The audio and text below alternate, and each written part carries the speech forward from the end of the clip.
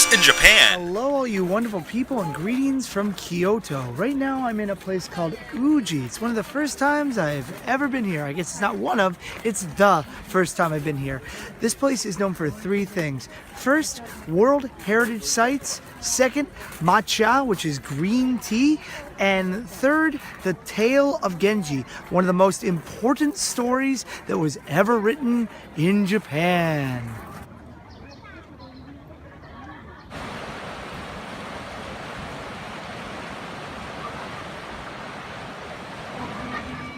To say that this place is ancient is doing it injustice.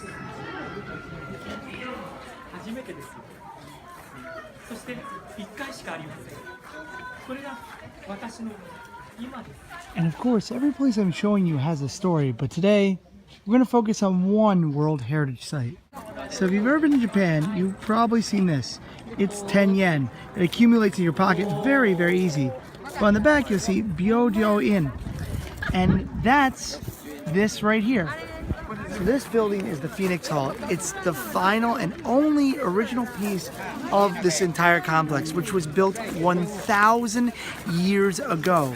If you look on top, you can actually see the phoenixes, the mythical creatures that burn themselves out and become new creatures after they've cleansed themselves with fire, which is kind of interesting because this whole place was cleansed with fire except for the Phoenix Hall. Speaking of birds, hey, what are you doing up there? And it was made by some very powerful people 1,000 years ago, and you had to be of the elite to walk in there. Now, you have to pay 300 yen and wait 4 hours in order to walk into that little tiny hall. Money, my friends, is still power, but waiting, patience is also power. Not only is this a World Heritage Site designated by UNESCO, it's also an ancient landmark of Kyoto, as well as an icon of Japan. If you look at the back of the 10 yen, you'll see this, and if you look in the back of the 10,000 yen, you will also see this.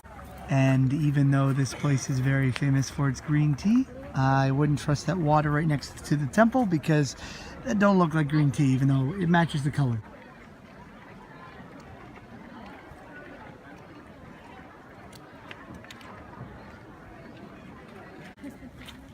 Oh, it's fall and the leaves are changing.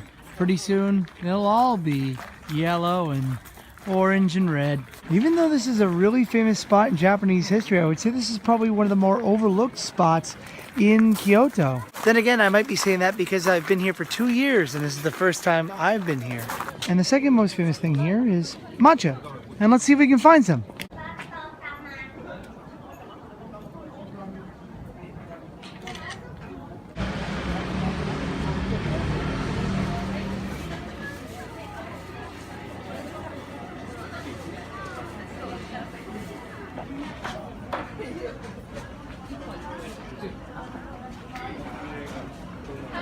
Man, this is like the most zen place I've ever seen. I wonder if they serve green tea at this original independent restaurant. They even have green tea soba. Is this not a tea lover's dream? Unfortunately for me, no, it's not, because I don't really like tea. However, I do like ice cream, and I would like to try some green tea ice cream. Well, this is more than I bargained for. And it tastes like green tea. Still not a fan, but it's good ice cream. And the third thing that this place is famous for is Genji. This is actually a statue of the person that wrote the tale of Genji. The tale of Genji is about a young man named Genji who's one of the most handsome and most revered princes in all the area. Now, I'd like to tell you more about Genji, and I've learned about him, but unfortunately, I have forgotten all that. Thankfully, there's a museum.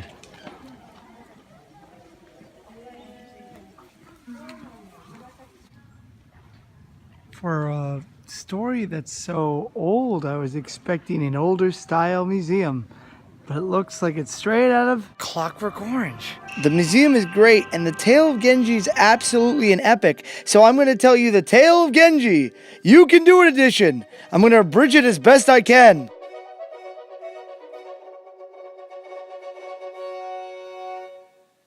This is Genji, the son of the emperor and one of the most well-to-do people in all of Japan.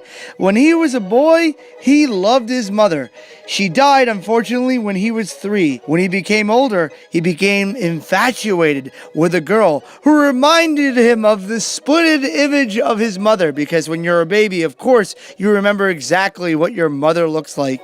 And he took her for a wife. A lot of stuff happens, and eventually he has a son, possibly. The rest of the museum chose to focus on his second son, who, once again, may or may have not been his son because he lived in Uji. You could think of it as a bridge. Well, it turns out he loved a woman very, very much, who tragically died, but then he found a girl who looked exactly like her. He courted her and then just kept her because, well, she looked like the person that he loved. That's pretty messed up. I wonder if the writer of this story, who was a woman, was saying that, man, the treatment of women right now is very terrible, but it's great to be a man. I'm sure there's some subtext there that is deep and layered, or maybe I'm just reading too far into it. I really enjoyed this museum. It was small, and it basically just told a story about an obsessed man who wanted to find someone that he loved, or at least replace someone he loved. But the museum was really cool for 500 yen. It wasn't that bad. Now, I think the tale of Genji has been done so many times via anime, even video games, and I think Alfred Hitchcock might have been inspired, or at least the writer of Vertigo might have been inspired by this story, because it sounds a heck of a lot like Vertigo. And that was Uji, a historical Japanese town that has a bit of folklore, but the green tea really brings it all together. As I always say, folks, you can do it, I can do it, we can all do it. Stay groovy, make sure to go out there and explore. Have a great day, guys. Peace.